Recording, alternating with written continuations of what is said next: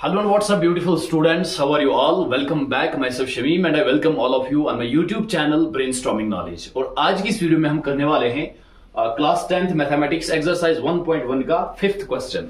ठीक है, real numbers पहला चैप्टर जो है इसकी पहली एक्सरसाइज का 5वां क्वेश्चन हम आज की इस वीडियो में करने जा रहे हैं। ठीक है, वीडियो अच्छे से देखनी है, इस क्वेश्चन को समझना है। ये क्वेश्चन जो है बहुत इंपॉर्टेंट है एग्जाम पर्पस के लिए, क्योंकि एग्जाम्स में ये काफी बार बोर्ड के एग्जाम्स में पूछा गया है, तो चांसेस हैं कि आगे भी ये पूछा जाए। इसलिए इसको आप जब पढ़ोगे, आप जब इस वीडियो को अच्छे से कंप्लीटली देखोगे, तो मैं गारंटी देता हूं, मैं आपसे प्रॉमिस करता हूं कि आपको ऐसे समझ में आएगा कि दोबारा से इस वीडियो को कहीं से देखने की जरूरत नहीं पड़ेगी। बस आपको क्या करना है, फोकस यहां करना है। ठीक है, कंसंट्रेशन अपना सारा यहां रखना है, मेरी ओर रखना है। जो भी मैं बातें कहूंगा, जो भी मैं आपको वर्ड्स बताऊंगा, जो भी मैं आपको चीजें बताऊंगा, वो आपको याद रखनी है। बस चलिए स्टार्ट करते हैं आज के अपने क्वेश्चन को। तो सबसे पहले हम क्वेश्चन को अंडरस्टैंड कर लेते हैं, समझ लेते हैं कि क्वेश्चन हमें क्या कह रहा है, हमें फाइंड क्या करना है, हमें चेक क्या करना है।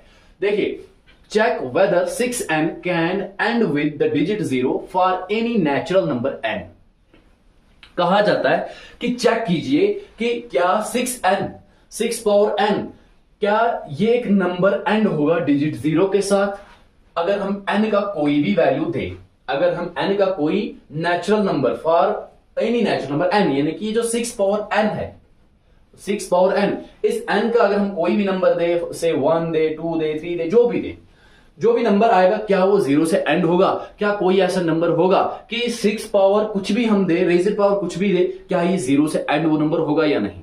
तो ये चीज हमें चेक करनी है। तो ये बहुत ही आसान क्वेश्चन है, ये उतना मुश्किल है नहीं, बट आपको यहां पे ख्याल रखना है, थोड़ा सा थ्योरेटिकल है, थोड़ा सा इसमें लिखना है, बट ज्यादा मुश्किल नहीं है। तो देखिए, सबसे पहले आपको यह बात तो पता होनी चाहिए कि जिस नंबर के लास्ट में 0 आए, जिस नंबर के लास्ट में 0 डिजिट आए, उस नंबर को 10 से डिवाइड होगा कि नहीं। फॉर एग्जांपल 10 है, मैंने लिखा 10, मैंने लिखा 20, मैंने लिखा 100, मैंने लिखा 1000।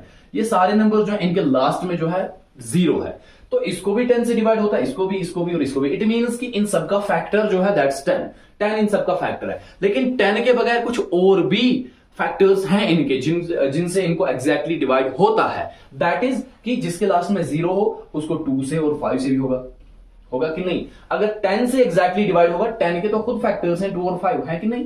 तो इसका मतलब है ना कि उस नंबर को देखो, अगर मैंने 100 लिखा, 100 को 10 से डिवाइड होता है, इट मींस कि 5 और 2 से भी एग्जैक्टली डिवाइड हो जाएगा। 2 और 5 भी इसके फैक्टर्स हैं।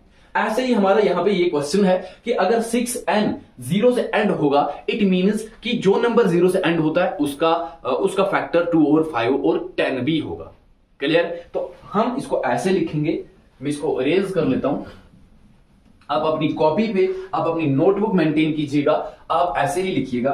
ठीक है, if a number ends with digit 0, ends with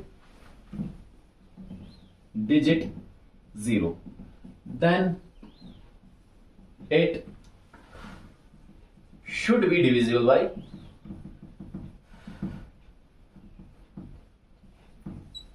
10, है कि नहीं। अगर कोई नंबर एंड होता है 0 से, सबसे छोटा नंबर जो एंड होगा 0 से वो तो 10 ही है, 10 को तो 10 से डिवाइड हो जाता है। ठीक है, तो वो कोई भी नंबर हो जिसके लास्ट में 0 आए, उसको 10 से डिवाइड होता है। ऑल्सो, और सिर्फ 10 से ही डिवाइड नहीं होगा, सिर्फ 10 से ही डिवाइड नहीं होगा, 2 और 5 से भी होगा। क्यों? क्योंकि 2 और 5 खुद 10 के फैक्टर्स हैं। ठीक है, ऐसे लिखोगे, also the number should be divisible by 2 and 5 also. Because, ऐसे लिखोगे, because 10 is equal to 2 into 5, है कि नहीं।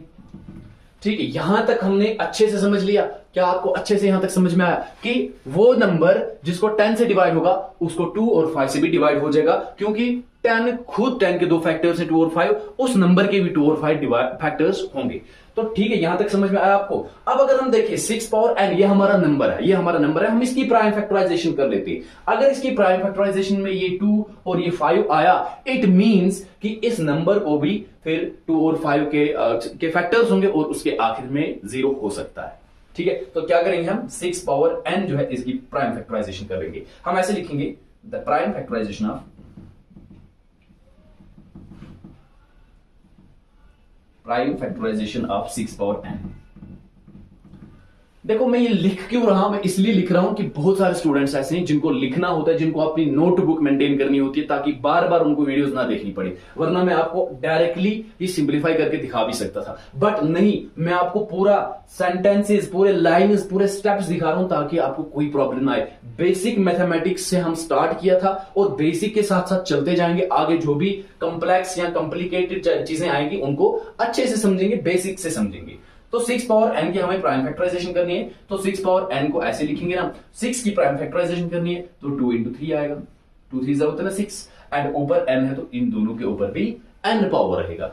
अब बताओ 6 पावर n, इसकी प्राइम फैक्टराइजेशन कर ली हमने, 2 और 3 के फैक्टर्स निकले, क्या इसके लास्ट में 0 हो सकता है? नेवर एंड एवर, कभी नहीं। क्यों? क्योंकि इसकी प्राइम फैक्टराइजेशन में 2 आया ठीक है, लेकिन 5 भी तो आना चाहिए था। अगर 5 भी आया होता तो फिर इस नंबर के लास्ट में 0 होता। 5 तो आया नहीं, यहां पे तो 3 है, ठीक है। जिस नंबर जिसके फैक्टर्स अदर देन 2 और 5 हो, उसके लास्ट में 0 हो नहीं सकता। तो इसका 2 है लेकिन 5 नहीं है, तो हम क्या लिखेंगे? It can be observed that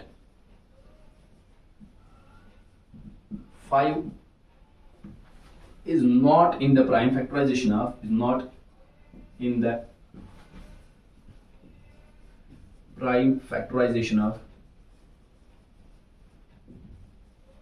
6 power n। 6 power n की प्राइम फैक्टराइजेशन में 5 नहीं है, 5 नहीं है, ठीक है। therefore 6 power n is not divisible by, जब प्राइम फैक्टराइजेशन में नहीं है तो ये डिविजिबल भी नहीं होगा, ये 5 से डिविजिबल नहीं होगा, यानी कि 5 इसको डिवाइड नहीं कर पाएगा। Hence we can say, hence इसलिए हम कह सकते हैं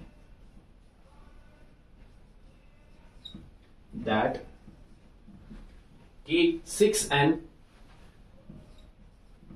can not end with the digit 0 for any natural number n, that 6n cannot end with the digit 0 for any natural number n, for any natural number n। यहां आपका question होता है complete, ठीक है, ठीक है। ये बहुत ही आसान क्वेश्चन था, आप चाहो तो इसका स्क्रीनशॉट ले सकते हो, स्क्रीनशॉट ले लें आप, या फिर वीडियो पॉज करके अपनी कॉपी पे लिख लें। मिलते हैं अगली वीडियो, तब तक के लिए बाय।